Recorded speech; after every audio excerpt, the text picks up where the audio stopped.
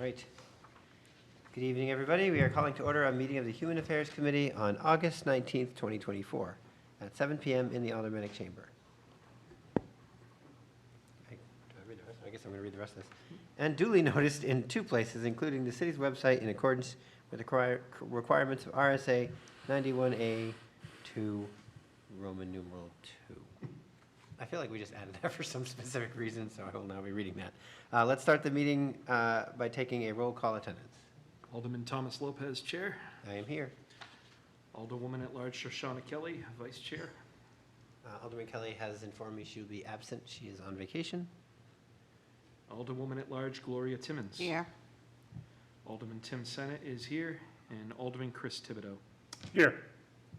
You have 4 in attendance. We are also joined via Zoom by Mr. Matt Sullivan.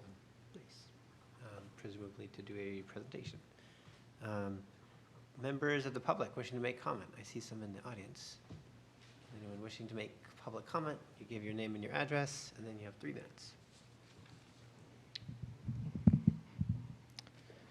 Hello, Board. My name is Nicholas Scalera, 2 Paddington Place here in Nashua. I'm here to compel you all as the Human Affairs Committee to endorse the resolution to call for an immediate and permanent ceasefire in Gaza. It has been said countless times over the past months by many on the larger Board of Aldermen that no one wants this resolution.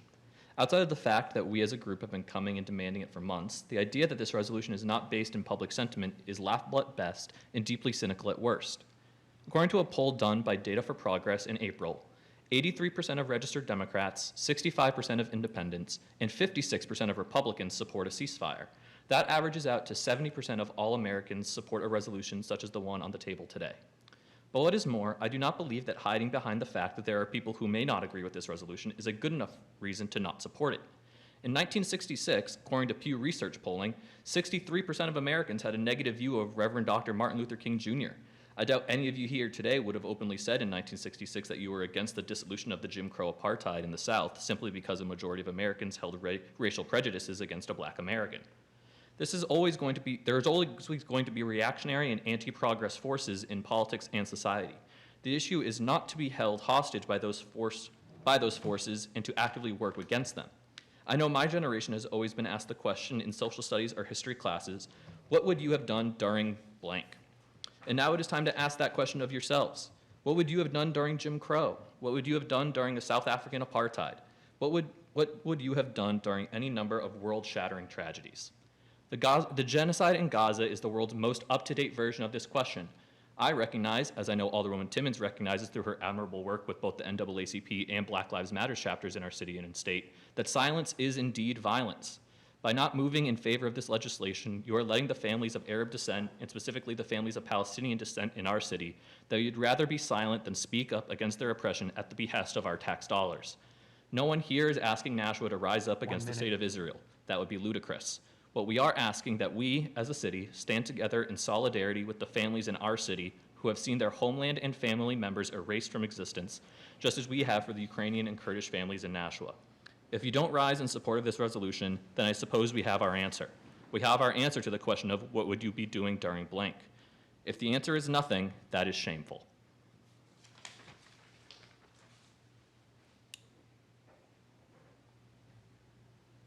Any further public comment? Seeing none. Communications? There are none. Unfinished business? There is none. New business resolutions? We have before us first R24-078, amending the U.S. Department of Housing and Urban Development Home Investment Program American Rescue Plan Act Fund Allocation Plan. At this time, I will make a motion to recommend final passage. All right, and I believe Director Sullivan is here to present on that? Yeah. Okay, good. Good evening, committee members. Matt Sullivan, Community Development Division Director for the City of Nashua. Appreciate the opportunity to speak to this resolution, particularly without being there. I am attending remotely, and I appreciate the opportunity to address this. This piece of legislation, R2478, is actually relatively simple in nature. It's a very, very, very minor amendment to the city's Home American Rescue Plan Act funds and the allocation plan that was approved by the Board of Aldermen back in 2022. Specifically, the plan that was approved back in 2022 that we're working to implement right now in reviewing it closely with HUD, did not include the correct language allowing the city to engage with a consultant to assist with the regulatory administration of the plan. If you think back to the time that that legislation was adopted, particularly the allocation plan, Home American Rescue Plan dollars coming from the federal government, because of the COVID response relationship, are very intricate in the way that they need to be administered. And the reporting regulations and requirements associated with those dollars are extremely intense. And as a result, the city has been working over the last year to bring on board a consultant to assist city staff with doing that administration. Again, in further consultation with our HUD representatives, they made the determination that the current allocation plan did not adequately use an outside consultant. Hence the need for the legislation before you this evening. So simply, this is a very, very minor change in language as represented in the legislation before you. It simply allows us to enter into a contract with an outside contractor. I'll be very candid with the committee this evening. The city has already entered into such a contract. In fact, the Finance Committee allowed the city to enter into a contract with a consulting firm known as Metric Consulting just 6 months ago. And in fact, when going back to HUD, they determined that action was an error and that we need to make this amendment before the full Board of Aldermen. So subject to any questions, I hope to get your support for this piece of legislation this evening so that we can move forward with implementing the home ARP plan within the community. Thank you. Any questions from members of the board? Seeing none, all those in favor of recommending final passage, say aye. Aye. Opposed? Nay. Thank you.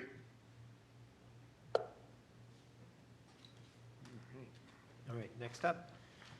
Resolution R-24-075, recognizing the United Nations Universal Declaration of Human Rights and urging the responsible and moral oversight of and accountability for military equipment used by international allies. So traditionally, the chair is to remain neutral on these types of resolutions, but as the sole sponsor and writer of it, I have to beg some indulgence and be able to present on it to some extent. After I make my comments, I would encourage any discussion, but, Would you like a motion? oh yeah, if you, well, yeah, let me just frame first. Okay. But I will, once we start discussing it, most likely move to table it because there have been some recent developments in the news. I'll comment those in a second. Can I get a motion? Yes, I will make a motion to recommend final passage. Okay. So the development is that the national government is doing its job. They are working to pursue peace in one form or another. There's a lot of disagreement on both sides as to what the nuances of that should be and what it should look like, but there was an announcement today that at least Israel has agreed to a ceasefire resolution or plan. And so I think it would be a good idea to table a final vote on this before bringing it to the full board, because I want to see what that looks like and what the implications are. Additionally, my intention in originally crafting this was for it to go to the Cultural Connections Committee to get citizen feedback on the issue. And because it wasn't going to an aldermanic committee, and that's a bit unusual to send it to an advisory committee but not an aldermanic one, we also sent it here. Cultural Connections Committee is not meeting before our meeting. So I don't necessarily want us to decide the issue before we actually get the buy-in that was intended. So for those reasons, I will likely move to table. I just wanted to be able to present publicly, though, because there wasn't really an opportunity when we first introduced this. I've gotten a number of public comments as well that, in my opinion, don't represent what I'm trying to do with the resolution. So I just wanted to straighten some of my intentions out. The resolution recognizes that the city of Nashua is a municipality. We are not the federal government. We are not the UN. We are not the international courts. We are subject to the United States of America and its Constitution, and we recognize the existence of these other organizations. And as has been pointed out multiple times by other aldermen, peace in the Middle East and the ceasefire in Gaza is their responsibility. It's the responsibility of our elected officials at the federal level, our president, our senators, our representatives, and the people directly working in that, as well as, most specifically, the two countries directly involved in this. So I agree that the city of Nashua is not in the business of brokering world peace. But I differentiate not being able to affect the final resolution of this from listening to our constituents, hearing what they've been saying repeatedly, honoring the time and effort that they've put into expressing, their opinions, and acknowledging that there are a lot of families on both sides of this issue with direct personal consequence. In meeting with Rabbi Spira Savet, as well as the individuals who've been coming to speak, there was a universal recognition that there are personal ties in the city to these circumstances. We have Palestinians here in Nashua. We have Lebanese, we have Iranians, we have Israeli. We have people who practice the Jewish faith, and we have people who practice Islam. So there are the stakes, and whether or not we choose to act on those as aldermen reflects how we view our role. I know when people were throwing bricks through the windows of the mosque, I was going to their services with Alderman Malizi Goya to show solidarity. I also know when there was a shooting in a nearby synagogue, I went to a service with at Temple Beth Israel. I'm a Catholic. I was going for supporting communities and people that I don't have to agree with everything to recognize that they're people and that they're struggling with trauma. So with that in mind, and with the awareness that there are explicit limitations on what we could responsibly do as aldermen, I started meeting with the people who've been coming. And I was pretty clear from the very beginning that requesting a ceasefire explicitly is very problematic, because Nashua can't demand a ceasefire. It can't make an international appeal. And ceasefire has to be mutual. Both sides have to agree to stop fighting.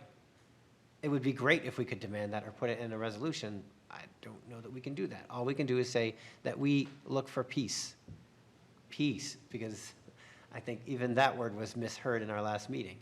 We want people to live. We want children to be raised. We want people in need to be helped. So that was my intention, and that's largely what is contained in the initial lead up and introduction of the resolution. I used statistics that were produced by our own government in terms of casualties on both sides. I identified the different players, and I believe I represented the situation as very, very, very volatile on both sides and of historical significance, where neither party is really in a position to easily negotiate with the other directly. There's too much bloodshed, there's too much back and forth, there's too much damage done on either side to even trust that their neighbors can be trusted in a ceasefire. That's why we need international organizations. That's why we need to turn to these institutions. As citizens, we do have a right to demand that our elected officials at the federal level behave in an ethically responsible manner. And if we're giving out military weapons to anybody, as taxpayers, we deserve a certain level of accountability. The resolution doesn't call for anything more than the recognition of our individual rights as individuals in a city. It reaffirms the rights of people living here, whether they're a Palestinian or whether they are Jewish, whether they're attending a mosque or whether they're attending a temple, to live in peace, free from Islamophobia and free from anti-Semitism. These are issues that have directly affected people in Ward 4, my neighborhoods, my neighbors, my coworkers, my colleagues, for years. We, even just a few years ago, were pushing back against a rise of white supremacy, where tagging and markings were made all over the tree streets, and neighbors were coming together to try to defend each other and make sure that they felt safe and secure walking down the rail trail and in the other places that they deserve to walk in. We've had plenty of public news and comment articulating the fact that some views are not equally accepted, and some people are suffering harassment and discrimination, even losing their jobs because of their beliefs, which is unfortunate. So the resolution affirms that people living in Nashua have a right to express themselves peacefully and constructively and to live in peace. That was my intention with the resolution.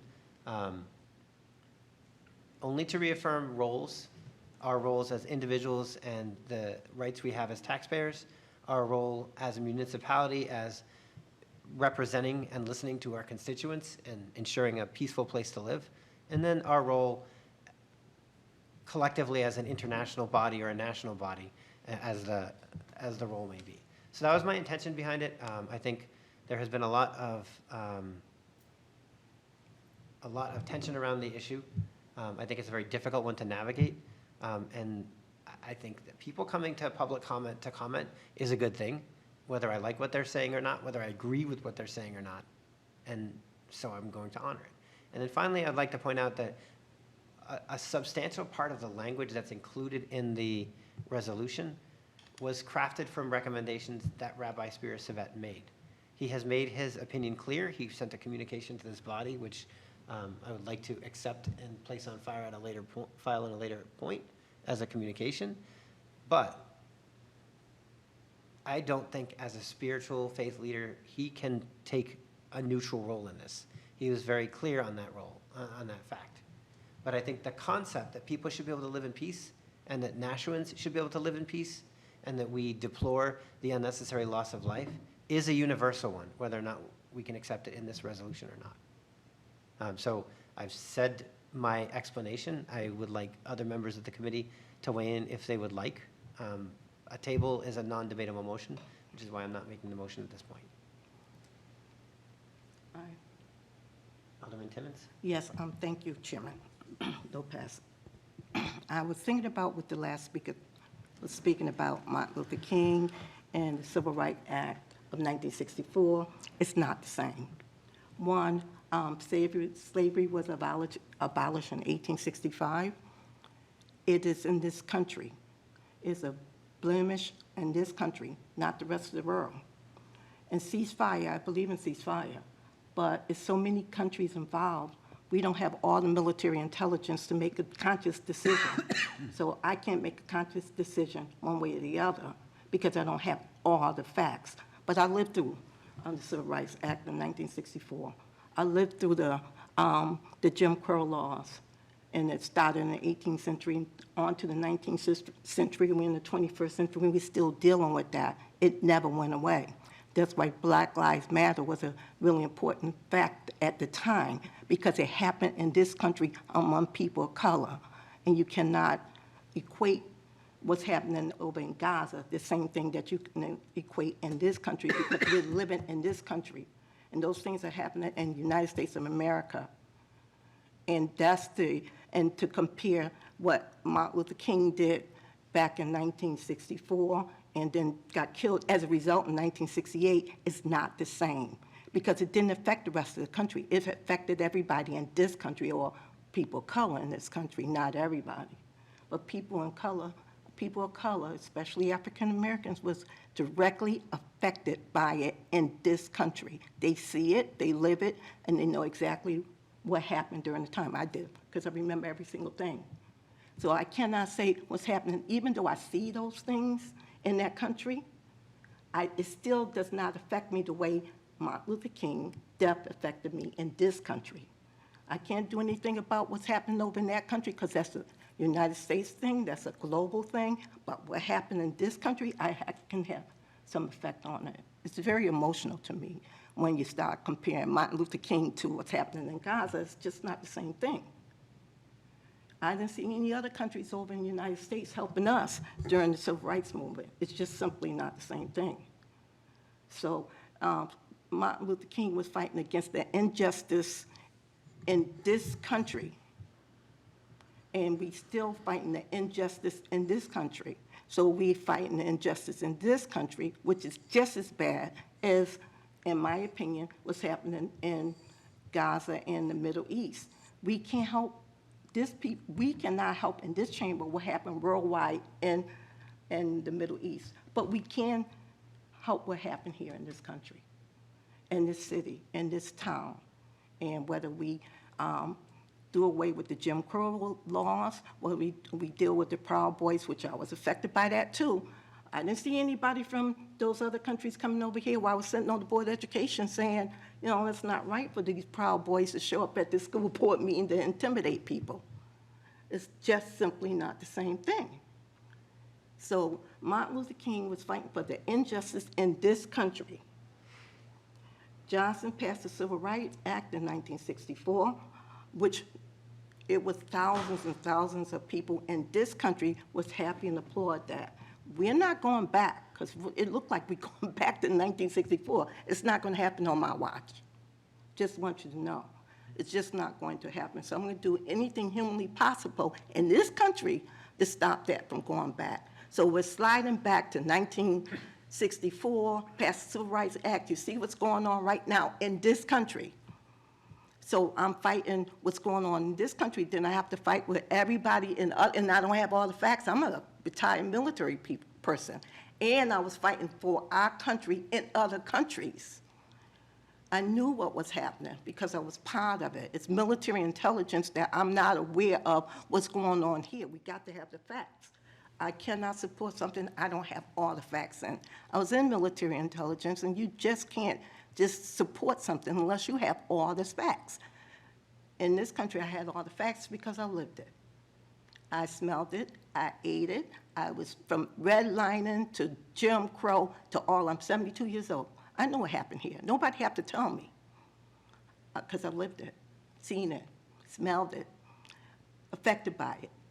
People was lynched that I knew, literally lynched that I knew. So I know what happened in this country. I can speak on what's happened in this country. I cannot speak intelligently enough to say what's happening in the Middle East, because there's too many countries involved. I don't have all the facts. Yes, I believe in ceasefire, but there's things happening in Congo that I'm getting involved in. It's like, what's going on in Congo? There's a lot of things all over the world, not just in those two areas. Africa is having a hard time. Haiti's having a hard time. I can go on and on and on about countries that's having a hard time. But we also still having a hard time in this country. People are not having, it's the injustice from anywhere. In this country, it's an injustice for everybody. And we still fighting injustice. Still fighting to this day, the injustice. So it's not fair for somebody to say, well, this is what happened with Martin Luther King and apartheid in Africa. I understand that. But we are in the United States of America, and we still have an injustice here. We still have the racism, the bigotry, the misogynist things right here in this country. I'm still fighting those battles. I'm going to continue to fight that battles. That was why Black Lives Matter was important. It didn't mean that white lives didn't matter. It's just the injustice from all those centuries led up to Black Lives Matter. The senseless killing that goes on and on and on every day of the week. You'll hear something you might not hear, but I hear those tragedies every single time. People getting killed, open the doors, kids getting killed by having Skittles, you name it. That's happening now in the 21st century. So we got to fight battles here in this country that I know about, that I live it. I cannot fight a battle I don't have all the facts in Gaza. Yes, I believe in ceasefire. And that is, if I can wave a wand and say ceasefire all over the world, not just in the Middle East, but everywhere, I would do so. But I'll also start right here in this country first. And then I will say, okay, we got ceasefire and we living in peace in the United States of America. We're not living in peace here. We're fighting here. So that's my take on the whole thing of the Martin Luther King and Black Lives Matter. They are not the same. They are simply not the same. And you cannot tell me that if you didn't live through it. I lived through it. I know. That's all I have to say. Thank you. Alderman Senate. Thank you, Mr. Chair. Oh, boy. I'm not an eloquent speaker, and this is a heavy topic, so just bear with me while I try to gather the multitude of thoughts that I have on this. I feel like it would be remiss to say that anybody in this room or anybody that works in this city or state, however far out you want to go, I don't think there's anybody that doesn't want to see a peaceful resolution to what's going on in the Middle East. This issue is older than most of us. It's certainly older than me. But I struggle with Nashua's role in it. And that's not to say that Nashua, as a member of the world community, isn't affected by this. We've certainly seen and we've certainly heard from the public how they are affected by it. And there are very valid feelings of anger and fear, sadness and trauma. But I have to wonder how far we can go in alleviating those feelings by passing a resolution which, Alderman Lopez, I think you put a great deal of work into in drafting something that was relatively even-keeled without ostracizing or demonizing one side versus the other. I have to tip my hat to you in that regard, because I think that it's more than I could have done with the information that I had available.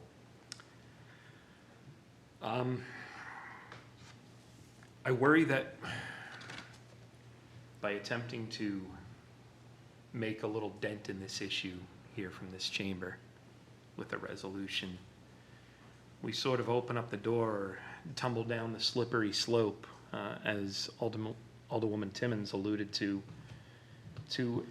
every other constituent that we may have who is living those same feelings of fear and anger and trauma based upon other armed conflicts currently happening in all parts of the world. I understand the sentiment that some may feel this body may have looked in the other direction in a fashion that maybe it didn't a couple of years ago when several members of the board, I wasn't on the board at the time, spoke out regarding the Russian invasion of Ukraine in the ceremony that took place out front here on the City Hall Plaza. I don't know what we could have necessarily done in that regard. Perhaps maybe anything now might be really just met with dismissal of too little too late. But in regard to this, what I think I would like to see, if we were to pass a resolution in this chamber, is something more akin to reaffirming values that we've already established in this city. In 2016, the city passed a resolution affirming itself as a welcoming city and agreeing to engage with the Welcoming City Initiative. In 2022, Welcoming America actually certified the city of Nashua as a welcoming place. We're the first city in the state of New Hampshire to receive that designation, and we're one of only a few in the Northeast to have that. And that does impose upon us certain encumbrances.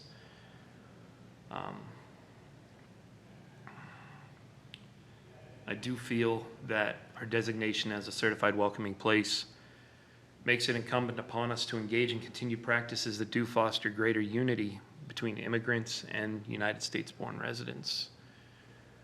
We have a diverse population here in Nashua. We could be here all night trying to list the places that everybody comes from. And unfortunately, the state of the world is that no one place has a cornered market on unrest and human atrocities taking place. And we can recognize that what we see in the news are human atrocities. It's not easy to look at, and it's not easy to navigate as a person, but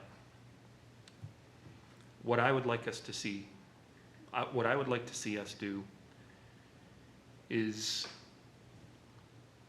unify as a board and reaffirm that commitment that we made in 2016 and recognize that we share in the fear and the sadness and the anger that our constituents are feeling, having to see their nations of origin being torn apart by armed conflict.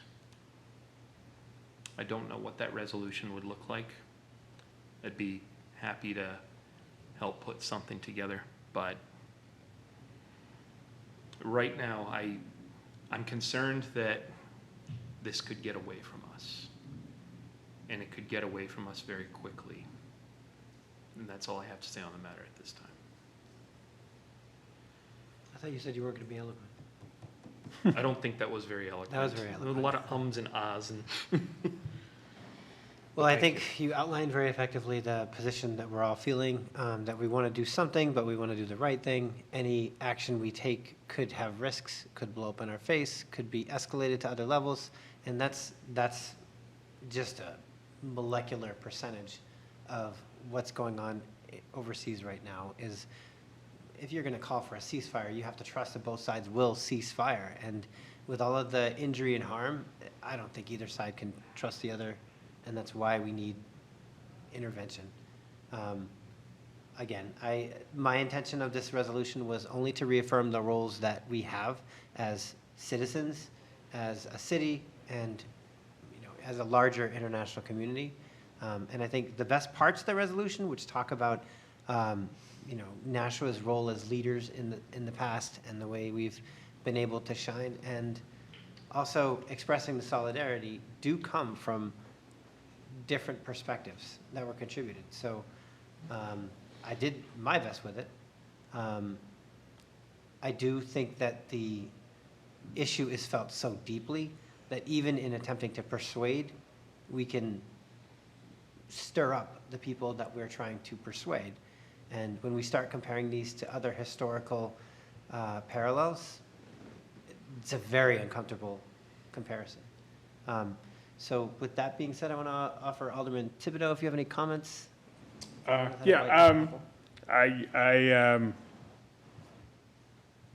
can appreciate the effort you put into it.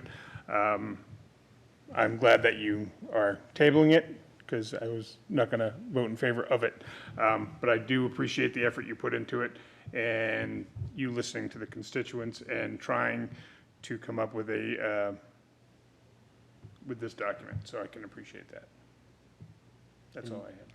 I will say Alderman Thibodeau brought up a different perspective that I hadn't really considered, which came close to unraveling my confidence. Like, everyone would support the Universal Declaration of Principles, but there's more to that too. So I appreciate all insight. With no further discussion, I'm going to make a motion to table this to our next Human Affairs Committee. That will give the Cultural Connections Committee time to review and weigh in, and maybe some positive developments internationally to take place to make this more focused on Nashua's needs.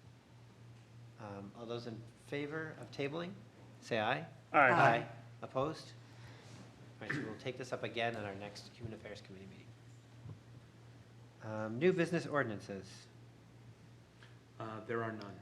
tabled in committee. I guess there's one now. Nothing prior to tonight. General discussion? Just as a general discussion topic, I was expecting a much more concrete and progressive presentation at our joint meeting previously. I appreciate Alderman Thibodeau particularly making the time to come to that meeting and recognizing the importance, and having that dialogue. But we didn't have a concrete proposal from public health. And so I'm not 100% sure where plans for a cold weather shelter are at this point. I will be asking public health I'll be inviting, because I don't want to be too pushy with city staff, and I want to give them the chance to do their jobs. But I do want to make sure that we're all in the loop on any kind of work we can do to support the outreach efforts, and any plans to expand the capacities. I know I have just this past week alone had about 5 different outreaches from either other aldermen or other elected officials asking, how do we navigate people who are spontaneously or unpredictably showing up and saying, I'm homeless tonight, I need emergency support. To that end, I would recommend using the coordinated entry line, which is 1-844-800-9911. You can also dial 211 if it's easier to remember. That's a nonprofit networking resource that's managed by United Way. Or redirect them to one of the service agencies if it's during the day, particularly during the week, Mondays, Tuesday mornings, really good time to go to the soup kitchen, connect directly with outreach workers or case managers. And if you don't feel like you're able to suss out exactly what special eligibility, just trust the communities that are built around people in need showing up and asking for help. Soup Kitchen has a really good legacy of that, and I think it's a great partner that we have. So to that end, I want to get back on having organizations presenting on what they're doing so that we're more literate. And I want to make sure that we have an opportunity for public health to represent their role in what kind of work they're doing, especially where city resources or, approvals might be needed. Over here. Alderman Thibodeau. Question, unrelated to tonight, but related to what you just said. Are there small placard type signs that are posted in, for lack of a better terms, the commonly frequented areas? You rambled off, I don't mean that in a negative way. Phone number. Well, you either have to know somebody, be watching this video, or, you know what I mean? I'm curious if we have placards, signage in commonly frequented areas that provide some of those details, the address of where the soup kitchen is. I know word of mouth travels pretty good, but if somebody's in an area, or like you mentioned, a newly in a situation, that they can easily get that data. There's a lot of paper material. There's brochures, there's handout cards, there's coasters. There's a lot of that kind of material that's particularly saturating the downtown area. There aren't placards or installation things, only because I don't think there's been a consensus on where the right place to put them are. Ironically, the only people who've really done work in making more permanent directions are the homeless, because if you are familiar with graffiti and the different symbols they have, they do direct towards resources along the railroad. I think a lot of those were erased recently, but I wouldn't be surprised if they get picked up. But as a city, Nashua hasn't actually put signs saying Soup Kitchen is over here at 2 Quincy Street. Rescue Mission is over here at 40 Chestnut Street. We have a lot of online material. You could look up the Greater Nashua Continuum of Care, or you could just, I think the simplest starting point would be 211. You can either call 211 or you can go to 211.org. As an elected official, I would say everybody should be familiar with this, because you never know when you're going to get somebody looking for help and you're a visible person, so they ask you. If anybody still is looking for more information, you could check out Ward for Word. You could check out my Alderman page, because I put that all on there as my, because I have such a concentration of programs. There's a link that brings you to a lot of the different organizations. But also public health. I should not go without saying their website has a lot of this right on it, so you could always look up public health and find out information from them as well. Thank you for asking the question too. Alderman Timmons? Well, thank you. Yes, 211 is the best way to find out anything, or 211.com. However, .org. Sorry, it's .org. If you do .com. Yeah, right. The public health knows exactly where every single homeless camp is in the city. I went with them. They provide information to the people there, and they tell them where they can get food, where they can get immunizations. They tell them all the things that they need to know. Most times they already know this information, so it's good to clear it up that, the information wasn't bogus or anything like that. But yeah, they kind of pretty good with knowing it. And I went with them to all the homeless camps around Nashua, and they knew the people too, surprisingly, so.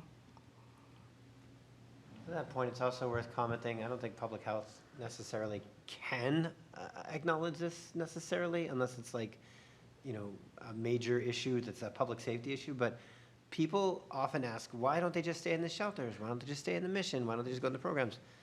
those immunizations are part of why, because if there's a COVID outbreak, people have to choose between potentially getting sick or, staying indoors. In the summer, they can better navigate those decisions. In the winter, they don't really have a lot of choices. So public health is very involved in that, and they're managing vaccinations. And I mean, COVID is one everyone thinks of lately, but even flu, it's a miracle we haven't had an epic flu outbreak given those residential programs. And a lot of that is because those programs take their sanitation and their management very, very carefully, very seriously. And public health is there to help them with whatever resources or supplies they need. So public health does a lot of things to keep worse crises from emerging that we really don't give them enough credit for. Any further discussion? All right, seeing none. Remarks by the alderman. Any remarks by Alderman? Alderman Timmons. Thank you, Chairman. I didn't mean to get so emotional about when people start comparing what happened during the civil rights era, during the Jim Crow era. I wasn't there. It kind of like make me feel a little weird that they speaking from something they read.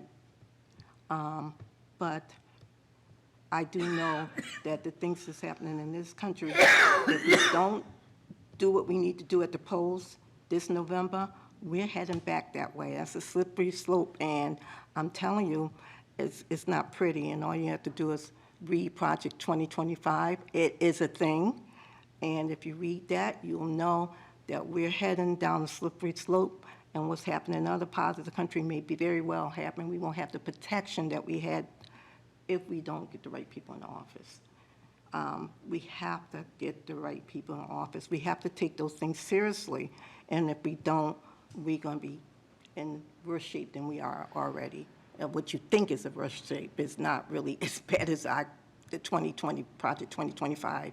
And if you haven't read that, go read it. It's on Facebook, but don't go to Facebook. Go to YouTube, and you'll see exactly. I got tons of stuff on YouTube on that project, and also on. I don't believe in fake news. I believe in factual news.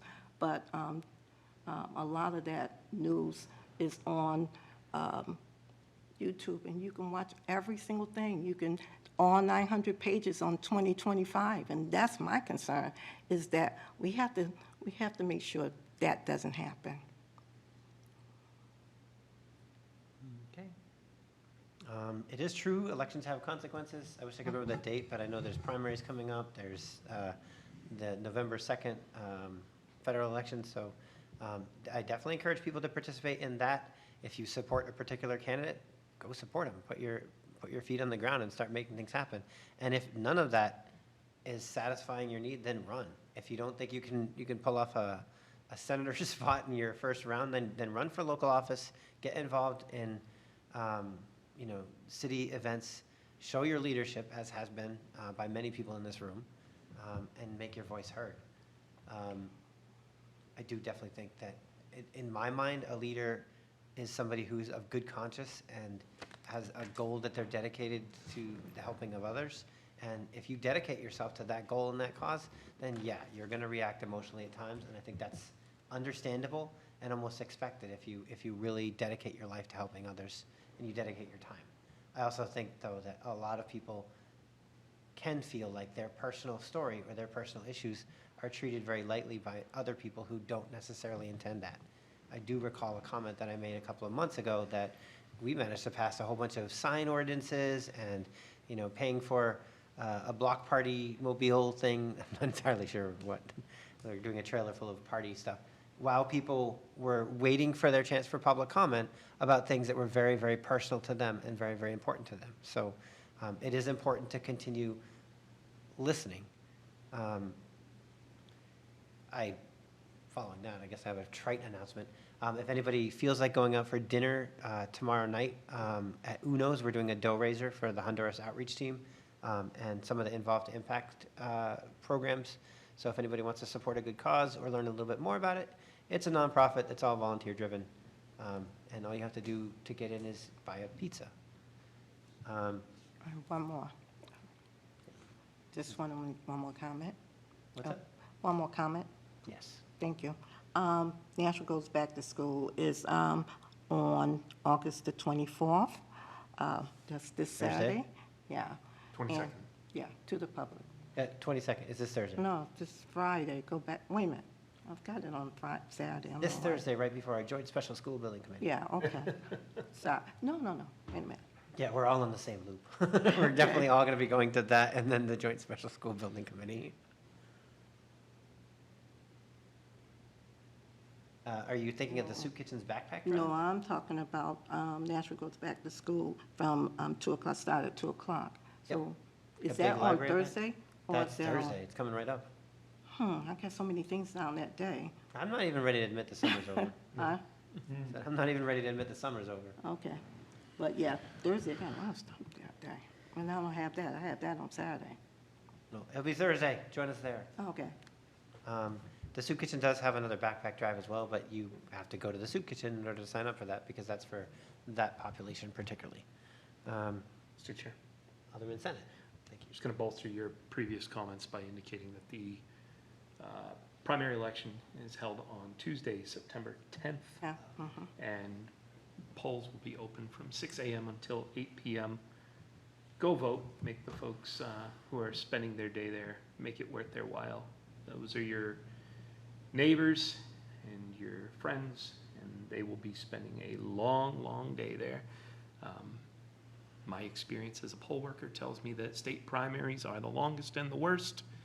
I believe it was 2018 when I managed to clock 20 hours from waking up till finally putting my head down. So definitely go, fill out your ballot all the way to the bottom. The further down to the bottom you get, the closer to home you're getting. That's all I got. You can also register to work at the polls through the city clerk's office. I'm pretty sure they are still hiring, depending on which ward you're in, what they're doing. But that's why I was bringing that up earlier, is not necessarily get overly political, but because those are our neighbors, that's our neighborhood. So when there's an election, people are out there like ready to take your vote and your participation. Stop by. Alderman Timmons, did you have a No, question? you're right. I had to look up at Nashua Goes Back to School because of why I got it on the 24th. You're right, it's on the 22nd. I already posted it on Word for Word. so- Yeah. All right, any further discussion from the alderman? All right, now we have public comment. I'm sorry, I skipped public comment Yeah. for the remarks by the alderman. Now we're having public comment. Any member of the public wishing to come? You have 3 minutes. Hi again, Nick Scalera, 2 Paddington Place. Just want to clarify some of my comments from before. I, of course, recognize in the deep-seated history of, slavery, chattel slavery here in the United States. The comparison that I made, it was not to compare MLK to the current situation in Gaza. It was to compare the idea of just because something is popular, in Dr. King's case, unpopular, that does not necessarily mean that there's not a right or a wrong side of history. There's always going to be a right and a wrong side of history. I'm urging our board to be on the right side of history. Although, to push on that a little bit, MLK's last speech was about Vietnam, a night or two before he was assassinated. He recognized that the same racism domestically funds our imperialism abroad. If he was able to recognize that in the 60s, we should be able to recognize that in the 2020s. Furthermore, with that, the same police departments that are brutalizing our people today are trained specifically by the IDF, by the millions of dollars the NYPD goes every single year. The NYPD has a special branch headquarters in Tel Aviv. Our domestic policing situation is inherently tied to the Israeli military. And furthermore, I of course recognize the countless humanity atrocities that are going on around our world constantly. Only one of those got $20 billion last week. That one was Israel and Gaza. My heart mourns for the people of Congo, for the people of Sudan, for the people of Haiti and Myanmar. But they're not getting the type of funding that Israel is. They just simply are not. We don't need special military intelligence to be able to know that 2,000-pound bombs made here in the United States are being dropped by the children in Israel, or in children in Gaza by Israel. Those same bombs are made by corporations that have facilities here in Nashua. So again, Nashua is not immune from this. Despite what some aldermen have said throughout this, our money from the city is tied in this specifically. Our money is not held in banks, exclusively banks like one alderperson mentioned. They are held in savings accounts and bonds and equities that are held in war profiteers. That is not a conspiracy theory, that is just truth. If people do not know that, I would beg them to look at the city's own financial records. As people on this board, you should be able to know that. Furthermore, similar to what other aldermen were saying, we have done similar things before about standing in solidarity when it comes to foreign issues, even going back to the 60s and 70s and 80s. On President Carter's trip, 30 seconds. under President Carter's trip throughout the country, he made note that at the time, the Republican governor of the state of New Hampshire made a trip to apartheid South Africa and admonished that. New Hampshire is the live free or die state for a reason. If we are not going to be on the right side of history, then what type of life free is that? Thank you. All right, thank you for your comments. All right, can I get a motion to adjourn? So moved. All those in favor say aye. Aye. Opposed? We are adjourned. At 7:51. At 7:51.